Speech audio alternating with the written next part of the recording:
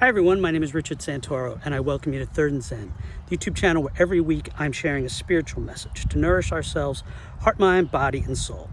Okay, today I want to talk about Frodo Baggins from Lord of the Rings, and I want to talk a little bit about Halloween and the seasons, and as you can see, it's very much inspired by where I am. I mean, my goodness, just take a look.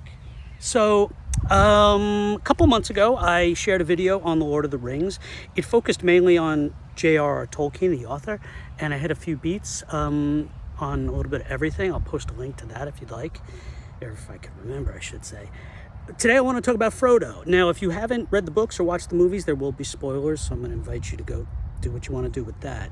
And I'm going to focus mainly on the movies because it's been about 20 years since I read the book, so I don't remember subtle differences, so I'm just going to focus on what I know from the movies. Now, there's a moment in Lord of the Rings, really how it ends, so big spoiler. You know, they've done their job. The Fellowship, everybody took care of their quest, took down Sauron, destroyed the ring.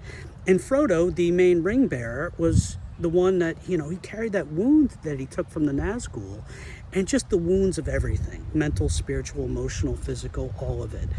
And there's a point at the end of the movie where, they're back in the Shire, they're happy, everything's good, but Frodo just isn't the same after what he's gone through. And finally, he, at the end, when they're taking Bilbo Baggins to the boat with the elves to go to the Undying Lands, Frodo turns to Sam and says, "I'm going too." And it's a really gut-wrenching, moving, emotional scene. And here's the crux of it. Here's what I want to talk about. Frodo says to Sam, "Yeah, we saved the Shire, but not for me." Meaning, they spent their whole lives there. That was their home. They loved their home. That's part of a big thing about the whole story, is how much they love the Shire and love their home and want to save it and want to get back there.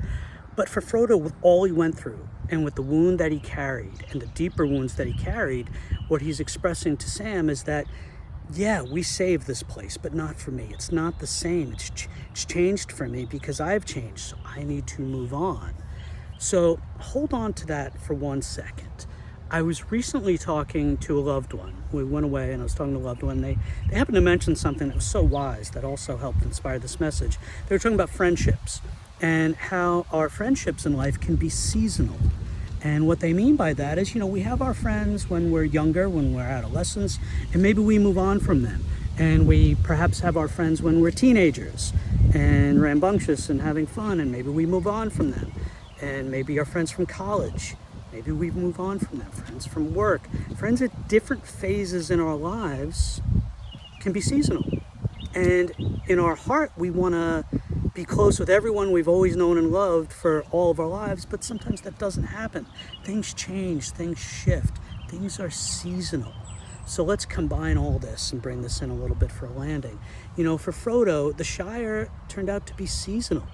For a majority of his life, it was there for him. It was a joy. It was everything he knew and he loved. But things changed for him. He changed. And he needed to move on from the Shire because they saved the Shire, but not for him. And oftentimes in our lives, things are seasonal. As that very famous passage from the opening of chapter 3 of Ecclesiastes that we do hear so often in funeral services, there's a time for everything.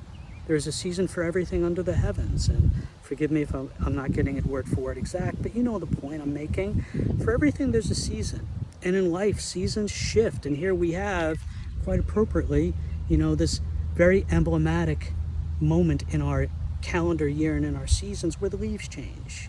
They fall, they drop, and the seasons shift. So why am I mentioning all this? I think it's because there are times in our lives when we feel a shift, but we resist because it's challenging.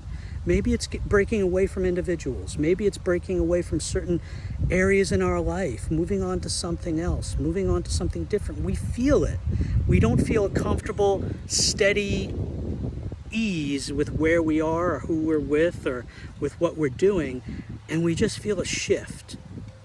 But it's scary. It's challenging to move on from where we are, to move away from our Shire, so to speak, to move on to something else.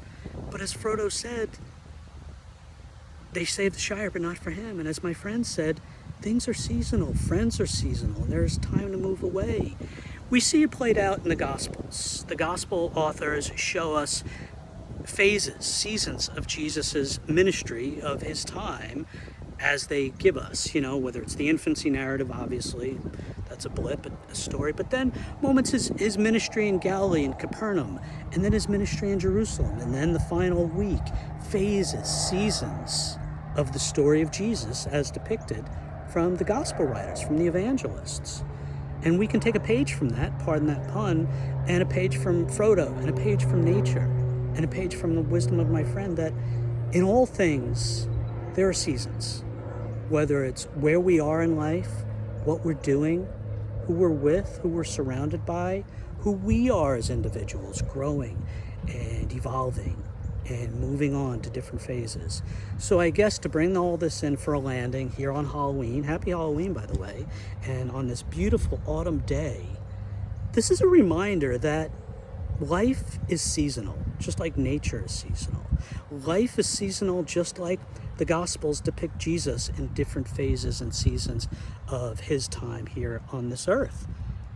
And it's okay.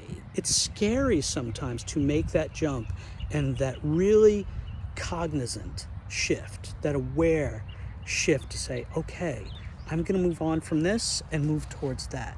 This is where I'm no longer meant to be, and I'm going to move to this. We save the Shire, but not for me. It's scary and it's unnerving and it's challenging to change, to shift from one phase, one place, one person, one relationship, one area, one calling, one place to another. But take comfort, because Frodo did go off to someplace beautiful.